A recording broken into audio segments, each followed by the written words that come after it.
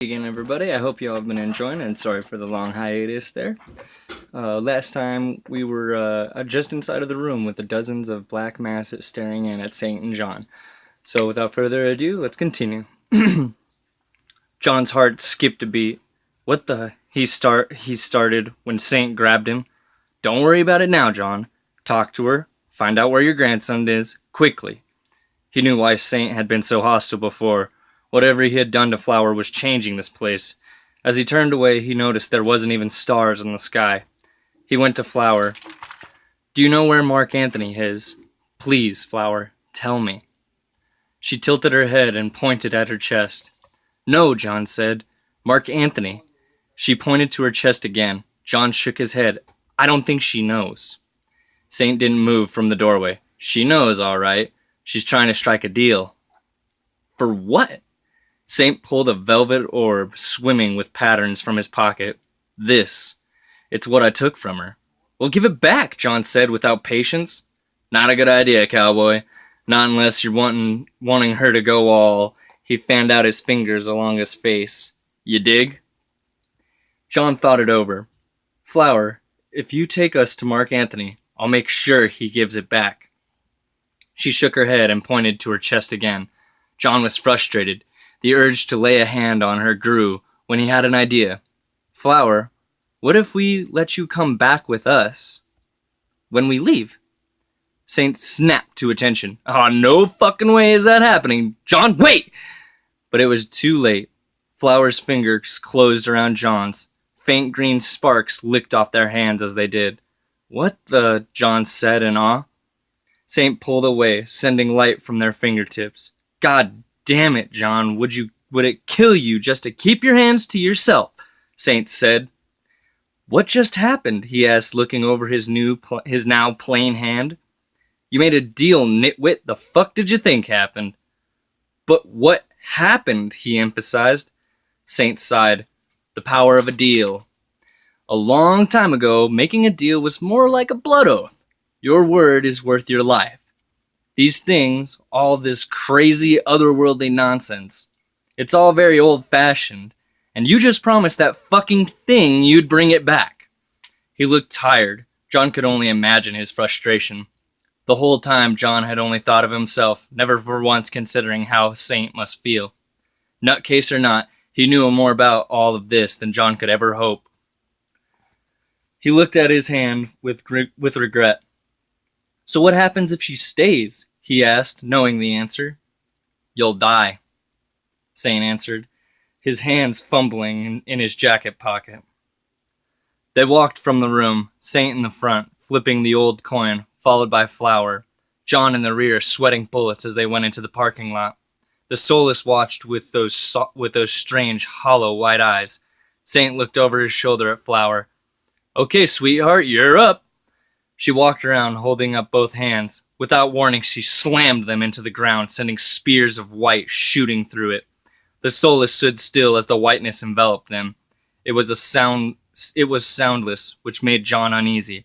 A whole world silently fading. No screams, no protests from the earth, nothing but quiet wiping of existence. The spears stopped. Flower tilted her head back and forth, then slammed her hands back into the ground. Nothing. The spears of white receded back. Flower began slamming her hands down like a child having a tantrum. What's happening? John asked. Saint flipped the coin. Interference, he said. That was when John saw a boy standing in the street, plumes of smoke erupting from a cigarette hanging from his lips. His hair was a great green erection which complemented his red checkered shirt and board shorts. He smiled at them. Hey, assholes, the fuck you doing here? Saint reacted by throwing the coin, missing the Mohawk boy by a mile. He looked over it as it whizzed past, giving an amused expression. Nice shooting, Tex. No, really, in a few years you may have something there. If the insult bothered him, Saint didn't show it. His face was solid, prepared. It frightened John to see him like this, his usual cool as a cucumber state giving way to a soldier's discipline. We're just passing through to get something that doesn't belong here, Saint said, unmoving. The boy smiled. Ah, you're here for the kid, he said. A posse of a brainless nothing, a violent exorcist, and an old writer without a selfless thought between his ears. He did a kind of bow, reaching his hands up like a jester. "The stuff of legend," he said before falling into a fit of laughter. John looked at Saint and saw a dangerous smile running across his lips. "Must be nice," Saint said, "being the ruler of a world. Breaks up the pace of being a total punk ass in the real world." The boy stopped. His head snapped to them. "So you know, I'm not one of them, huh?" "Oh, please, anybody with half a brain could have figured that out. You're brash, impulsive, arrogant, all human traits," Saint said. John hadn't known, but now he felt uneasy, knowing there was a real boy here. He watched the attitude, saw the body language, and thought of himself. "John," Saint whispered, "get ready."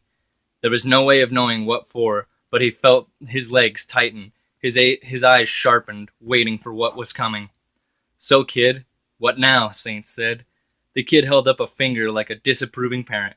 "Now, I'm going to send you back. We've come too far to let a nobody like you come between us and him." "Seems like a lot of trouble for such a small payoff." The boy laughed again. You are too much. You're not seeing the bigger picture yet, are you?"